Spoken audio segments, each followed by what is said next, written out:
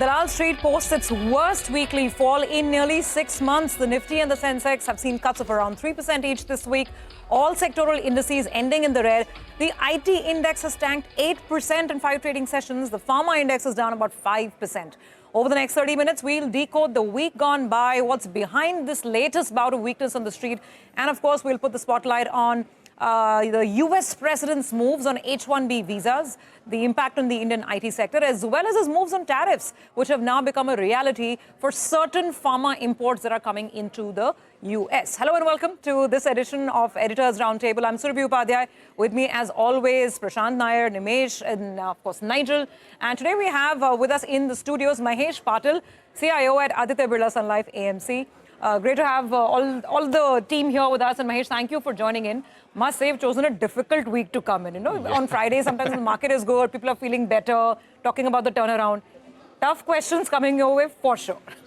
No, it's been, I mean, this was supposed to be a festive week, right? And we were expecting that, that's, you will see all the GST cuts benefit. But actually, it's been a pretty bad. I think the end of it, it's not been, possibly because of the global factors, right? I mean, Mr. Trump has been again on the loose. You know, let's frame it in philosophical terms, right? We rallied 1,000 points. Yeah. 1,000 point thai nahi. Oh, bhul jao. You just given back 1,000. Back to the start. You rallied from 24,400 to whatever 25,500. Yeah. Like Back to square one. counting on the all-time highs, right? Suddenly we're down 1,000 points. 3% away from all-time high, and look like it would be any time. But you know, that when was that H-1B news? It was last weekend, right? It happened over the weekend. Yeah, It broke on Saturday, basically. And that entire weekend was hand-wringing about H-1B impact. And if you think about it, Monday was not that bad. IT index, if you look at it. Tuesday, it was kind of slow burn initially. And then it picked up towards Wednesday, Thursday, Friday. Yeah. And that kind of sort of counts to... Let me actually, why don't I just run through the numbers? And I think that'll put the entire thing in... okay, they're still making the graphics. So we'll have that. So many stocks falling, it's taking time to make the list this week, Prashant. But I think we can... okay, Mahesh's phone is ringing off the... It's all happening. It's been a hectic week, clearly. I don't know, it's mute and... But Nimesh, kuch to bolo yaar. What are you picking? So everybody shows it's scared. You're waiting for all-time highs and suddenly we're down 1,000 points. No, So but what's I spoke to a lot of guys in the dealing rooms, some fund managers as well. Yeah. So 3 things stand out for me this week. One, of course, is the fresh tariff war, which I highlighted in the closing bell as well. Second is the aggressive selling by the FIs. Look at yesterday's number, right? 5,000 crores of net selling. The gross number was 22,000 crores. And there is a chatter around large funds, sovereign funds looking to sell out of India at this point in time. And that's largely because of the fears of how far this US-India war can escalate as far as tariffs are concerned. And last but not the least, and this is where maybe Mahesh can put in a bit of a perspective, every fund manager seems to be busy evaluating IPOs. So a lot of money is getting sucked into the IPO market. So primary market seems to be a bit, given up, so to speak. There is so much of action happening in the primary market. Even not only the domestic funds, Prashant, larger HNIs and the individual family offices, they all seem to be chasing these, private deals and unlisted markets. So again, that's also adding a bit of pressure of lack of domestic liquidity. So all this put together, again, it's a combination of IT down, pharma down, and now there are fears of some other sectors may get impacted. So that sums up the kind of mood which was there in the market all of this week. Mahesh, on that point, the bigger point is, so far it was only goods, right? With that H-1B, services also come into the ambit. You think it's like an opening shot, we'll see more? There was a note I was reading saying that H-1B fees hike is still manageable. That Hire Act, which proposes that 25% on outsourced services, that is much more damaging if it really comes through. Right. Do you think that those are fears which people are sort of contemplating about now? So come to think of it, if you look at on the services, I think nobody expects him to impose tariff, because if you look at on the services side, on a trade side, they actually trade with US is a surplus. Right? Because US is in surplus. Yes, because we also give a lot of services to all the Googles, the Microsoft, okay, what we pay on the services side in that sense. So given that, I doubt whether I think you will see anything, because that will also have an impact, right? On we can also retaliate over there. On the H-1B visa, clearly, I think it is negative, but I think that, as you rightly said, if you look through the actual impact on the companies, it's around 1 to 3%, right? Which is not all that big. And there are various levers of trying to do some offshoring over here. So I think that is not, but I think it is the continuous negative news on that front. I mean, IT sector, if you look at it, it's been hammered so many times. At multiple times on the same news, it's been down. And in fact, we were actually turning a bit positive on that sector. Not from immediate, but a contrarian view, because valuations are reasonable over there. There's under ownership. I mean, you've seen a large amount of selling from FIs already in that sector. And most of the negatives seems to have priced in over there, right? Expectations are already low. And with US rate cuts coming in now, right, there's some amount of discretionary spend which could pick up, right? And that could improve over here. But I think the news from Mr. Trump has been the added news flow. Yes. You know, Mahesh, on that point, and if we kind of take a step back and think about it, if you look at it numerically in terms of the numbers, this whole US situation was never supposed to impact the market. Because as a percentage of GDP or exports to the US, you know, not that meaningful. The most economists estimated the impact to be like 30, 40 basis points of GDP over a year. So numerically, this was not a big issue. But it has become the biggest sentimental overhang on the market, despite, you know, very sound actually macros. I mean, rupee has been depreciating now, but otherwise pretty sound macros, GST cuts, you know, rate action from the RBI, sizable domestic liquidity, domestic funds still getting money. So why do you think this has become such a big overhang? And it has triggered a fresh round of FPI selling as well. We've seen the FPI selling pick up since the H-1B visa situation came about. Now, we don't know what happens with Pharma. But for foreign investors, they're definitely using this as another trigger to load up on the exits.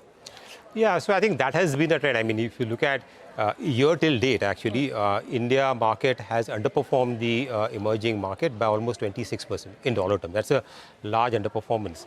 And primarily, I think other markets, probably the outlook there was from a bottom, it was improving, whether it was China or whether it was in the Europe. And they were attractive, right? So we saw that money flow. Initially, that was the trade which was playing down.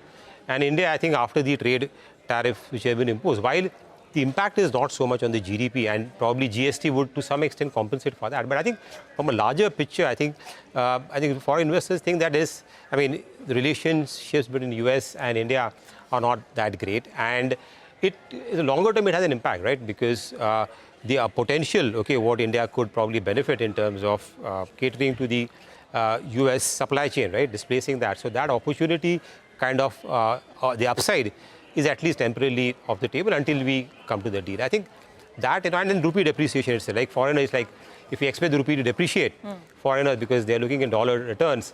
So in fact, rupee against the dollar in this quarter is down 5%, right? And if I look at vis-a-vis other currencies, it's down even more, right? Euro, GBP, I mean, I think... Yeah. So I think that has been a factor again, which has, and that is primarily also because of, there's a lot of FDI if you look at it, right? So FDI, which used to be positive, is almost flattish or negative. There's a lot of money which is being pumped out not only from FIs, but also from these private equity guys, promoters, large promoters in MNCs selling and capitalizing on the markets, okay, which were higher. Yeah.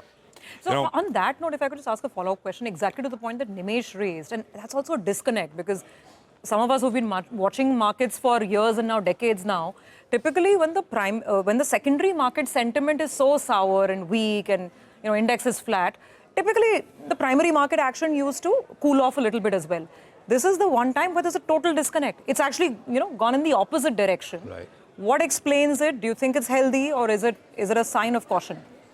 And that is a very interesting question because see, if you look at the companies which are coming in the primary market, they are slightly differentiated companies, right? They are high growth companies if you look at the new IPOs which are coming in. So they are, some of them, the large ones, are good quality names and in a market where overall growth has been pretty sluggish if you look at it, right? These are some companies where the growth outlook at least is better, right?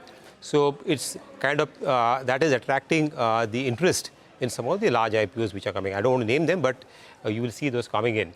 And that's where there's some churn which is happening, right? Because you have to create liquidity. See, domestic, at least we are getting inflows, right? But foreigners, okay, they are trying to take it out from the same pool of money and trying to create space for these IPOs. And they're large ones, right? Now we are seeing almost $1 billion, $2 billion of IPOs in the pipeline in the next single company in the next 2 to 3 months. PhonePe is coming. Many others are coming. Yeah, well, we right? have some large ones lined up. Okay, Arundhati tells me that we can put the numbers out. Actually, before the numbers, I wanted to put that graphic out. It's just the chart for the Nifty.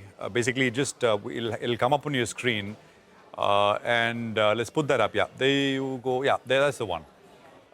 Very clearly, I think they say picture worth 1,000 words and all. tells you very clearly what's happened, right? I mean, 1,000-point move higher, as you can see. And, you know, the levels that you see, that's nothing but the retracement from the low of 24,404 to the high that the market got to. And now, as of Friday's close, we've kind of broken below the 61.8 and about 200 points between where we closed to the starting point. So back where we started. Okay, now the damage this week. Nifty down 3%. The Nifty Bank down 2%. The mid-cap index down 5%. The small-cap index down 5% as well. So these are pretty large cuts, the broader markets especially. All sectors negative. Even the sector which lost the least was the metals index, down 1%. The largest cuts, IT 8, real estate 6, pharma 5.5, capital markets 5%. And then I looked at the NSE 500 universe. Before that, IT stocks. Actually, on the Nifty, maybe one or two names which are higher, like Maruti, etc., but otherwise all down. TechM down 10, TCS down 8.5, Wipro down 8. And that's the reason why the IT index was down 8 itself. NSE 500, lots of pharma, lots of IT again. Coforge 14% cut, Emphasis 11% cut. Kaplan Point 12, Riddington down 11, Kalyan Jewelers down 11, Loris Laboratories, Balrampur, all actually on the NSE 500, 20 odd names with cuts of over 10% is what we saw. And of course, I mean, I think in terms of what the market is focused on, it's of course India, US more than anything else, and that remains the top sort of talking point. Let's just, Nigel, why don't you come in and run us through the IT and pharma is what you're looking at, right? Well, that's right. I think the domestic factors at play are definitely good. Whether you talk about the RBI cuts, whether you talk about GST 2.0, we're expecting earnings to pick up as well. But I think the market is fixated for the animal spirits to come back. We need to see India-US trade deal. And that's the reason that we're seeing so much of selling. And just case in point, two sectors this week. Mr. Modi got the birthday wish from Mr. Trump, and everyone was running off with the races that we're going to get a deal, etc. But over the last weekend, he went and surprised everyone. He said that an H-1B visa from 2027 onwards will cost $100,000 odd. There was a clarification that this is one-time in nature. In the near term, it's not going to be there. But in the time to come, this is definitely going to hurt. And the intent to hurt a particular sector, that is what is weighing on sentiment out there. And, we had a couple of brokerages that said that the impact on earnings could be 7 to around 17% approximately. On an annualized basis, it could be 2 to 5% odd. And there will be ways to mitigate this particular hit. But still that sector was down 5% for the week itself. So that's telling you the kind of sentiment that's getting hit out there and the intent to hurt a sector. Next up, at the start of the week, he started with tech. Then Trump said on Friday, I want to go for pharma. And for pharma also, if we look at the fine print, actually Indian companies are pretty okay. But again, the intent to go ahead and hurt the sector, that's what's hurting sentiment out there. For pharma, what did he say? 100% tariff effective October 1st. That's going to be on branded products. Remember, for India, our exports are more or less generic in nature. So in that sense, you'll say we are protected. But still the index sold off, and sold off big time in Friday's trading session. Indian companies, well, as of now, the impact is, reasonably protected. Sun Pharma is one company, 19% of the total mix is specialty, out of which most of it goes to the United States. Last year, there was a good growth out there. And analysts estimate a 5 to around 10% hit on the EBITDA front. We'll have to await clarity on this front, but it's hurting sentiment. It's telling you that maybe, in fact, at some point of time, generics as well come into the loop. Maybe the CDMO sector players as well. They thought there's going to be a big, big runway in terms of growth for them. Maybe some part of that indirectly gets hit, and we'll have to await clarity on this front. So, I was just wondering, Mahesh, what is your view? It seems on the domestic front, we're taking various measures, which is good, right? The problem is, sentiment is getting hit. And for animal spirits to revive, it will have to be a trade deal between India and the United States. And we have state elections that are coming, in the offing, which maybe could be pushing the deal a little bit as well. Your take? Yeah, no. So I think, while the GST cut has improved the sentiment on the demand side, right? So that is something which is positive. But really, for it to sustain, right? Because the key question is how long the GST cut will sustain the buoyancy what you are seeing in the auto sector, other sectors. So that has to be followed by the capex cycle coming up, and that's key because in this period of uncertainty, right? Especially on tariffs, large investors or businessmen who want to invest, they will still want to wait out and get a clarity over there. So I think that private capex, which will lead to the next cycle of growth, right? Because investments happen, job creation happen, and that virtuous cycle, I think that probably gets pushed out. And I would agree in that context, I think the trade deal will be important. to at least get a clear picture and at least for foreign investors to start coming in. See, now India is no longer that expensive, right? I was just looking at some data.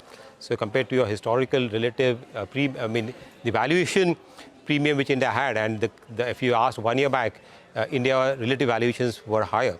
That is no longer the case. Now they are coming closer to their long-term average relative. So I think it's more about sentiments, and you can see, again, the money flow can come back. You know, just an anecdote on this H1B, Nigel. I was talking to somebody who, I didn't talk to the person is based in the US. So apparently how it works is, the visa is 3 years, right? And you can extend every 3 years. So people have been on this H1B for 13, so somebody said 13 years. So basically, you can keep extending it. 3 years, 3 years, 3 years. And you don't have to pay and that's the reason why the clarification came that on renewal you don't have to there's no go through the entire process. You can show, you can change jobs, whatever. The employer has to show the sponsorship, and that's it. So the existing workforce for now, and that's the reason why I think the impact generally is kind of limited in that sense. Should we take a quick commercial break here? I think we'll come back. Mahesh is still with us. We'll continue this conversation on the other side.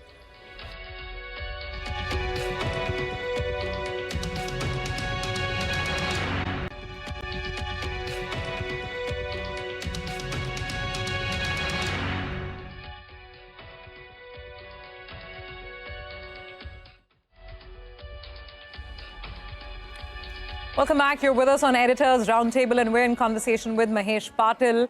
Mahesh was just telling us in the break how the positions are shifting, at the asset management company at Birla Sun Life. So Mahesh, just take us through that call, because you seem to be now slowly taking a slight tilt from capex to consumption. Now, we want to understand that what in consumption. Clearly, you're taking that call believing that this is a more durable trend, not a passing fad in the market after the GST cuts. So what is the approach to consumption? It's a very wide basket. Yeah, so I think if you look at post-COVID, the economy was driven by investments, right? Investment to GDP as a percentage went up. Again, primarily government side investment which was there. And that has now slowly come down as fiscal consolidation has happened. And for the first time, there is a shift from the government in trying to stimulate the demand side, as we talked about, right? So consumption, and there are other factors also. It's not only that. We've seen in the budget there was a tax cut which was there, okay, which will favor the salaried people. Rate cut, okay, which has been there. Monsoons have been good, right? So all these factors, okay, and there's been an underperformance in that sector, right? So that leads us to believe that, okay, this is a sector, okay, where we need to now tilt, and again, not GST, just a kind of a trigger. And in that, while GST might give some kind of impetus to discretionary spend, especially in the auto sector. And again, if you look at the auto sector also, right, it's been down for quite some time. If you look at pre-COVID and now, the growth hasn't been really much. So I think with the stimulus, you will see some pent-up demand, some replacement cycle to kick in. So I would say that it would have still much longer legs over there. So auto is fine, but what about the others? Whether it's your value retailing, QSR, staples, so I think it will percolate down, right? So if you're disposable income, right? Because whatever savings you have because of rate cut or interest rate cut, that should move into consumption. But only I think I would like to caution here is that because there's a lot of leverage which has happened at the personal level in the last 2-3 years. So some amount of that savings will go towards deleveraging also. So you'll not see everything being spent on consumption, but it will be there to delever at the balance sheet at individual level. Mahesh, next week the big trigger to watch out would be the RBI policy. The state seems to be divided at this point in time with regards to further rate cuts. What's your call, and how are you positioned towards the banking sector, and especially in real estate? Because post the IT fall, you've seen a bit of a reaction in the real estate names as well. Yeah. No, I think our view is that clearly you will see a couple of rate cuts, okay, in the next 6 months. Whether it happens, this policy or no, it's difficult to say that because, but there is a good possibility because inflation is very much under control. Yeah, it's been tracking well below the RBI trend, and with US also likely to cut more rates. I think they provide some room. The rupee has been a bit under pressure, but again, I think that is something which we look at. I think there's a broad consensus that you need to support, right, the GST rate cuts along with the monetary policy so that the recovery in consumption is more sustainable. I would say that. Sure. In terms of the type of funds, for viewers who are watching, you have multi-asset kind of strategies, yes. Mahesh? Yeah. You think those are things to kind of sort of, gold has done phenomenally well, precious metals have done phenomenally well. Yeah. You're at perhaps one end of the interest rate cycle. Yeah. You've got equities which have been flat for a year. You think those are the kind of funds which perhaps over sectoral funds or, I mean... No, I think that's been what we have been advocating or to investors for the last 1 year. And you're right. I mean, while it's difficult to make, nobody believed that gold could give you 40% return, right, in the last 1 year. And equities will be flat, right? But as a diversification, and the fact that equities were also looking kind of fairly priced, and we're seeing a kind of a slowdown in earnings growth. So that's a category which naturally, and again, our view on fixed income was also that now rates have peaked out, right? So you could play that cycle also, at least slightly with extending some amount of duration in a portfolio. Even now also we feel that there is some amount of duration play, which is there tactically to play into the bond portfolio. So given that, I think multi-asset allocation look fairly good because that at least gives you some amount of kind of return. If if equities don't do well, you have others to compensate for that. And the view is not that you're going to runaway rally in equities even from here, right? I mean, it's still a kind of a more moderate view. So it's better to diversify. You know, on a lighter note, I've seen conversations over the last several years shift from gold, from an Indian perspective, we're anyway over-owned, looking at, physical jewelry and all in the house, look at equities and all, to conversations talking about which is the best silver ETF to have. Can you still buy gold at, current levels on that? So, but that's again looking backward, right? Yeah. You don't know, right? Because if you see people are seeing the gold, but I think where it is, right, while there are same drivers, but gold has also seen correction of around 50. People see gold is safe. Yeah. But if you see in the history, it has corrected by 15-20% multiple times. Yeah, declines can be sharp as well. So what's the one sector to bet on next 1 year? I mean, as I said, difficult to make that call. But I think if you want to play a kind of a contrarian and play the consumption, I think I would say auto sector has already this thing played out, but I think there could still be some more legs over there.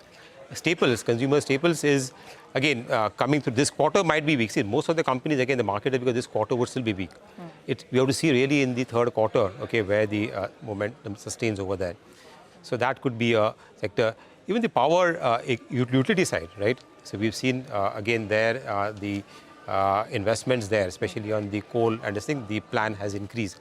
So power T&D sector looks good. If you want to really look at the capital goods sector. Okay, so those are some ideas. And I think he's picked consumption. I think it's time to call it a day and a week and do our bit for consumption as well, right? Maybe I'll go and shop. Nigel, I think you have some consumer consumption plans as well. Tea. And I'm sure, tea. Okay. Yes. I mean, the new teas that have come out, they really relax. We will discuss it after we close the show. But thank you very much. Thanks, and Mahesh, thanks so much for dropping by today. Great conversation. Well, with that, it's a wrap on this edition of Editors Roundtable. Thanks so much for watching. We'll see you with the markets bright and early on Monday morning. Till then, keep watching CNBC TV18 for more news and updates.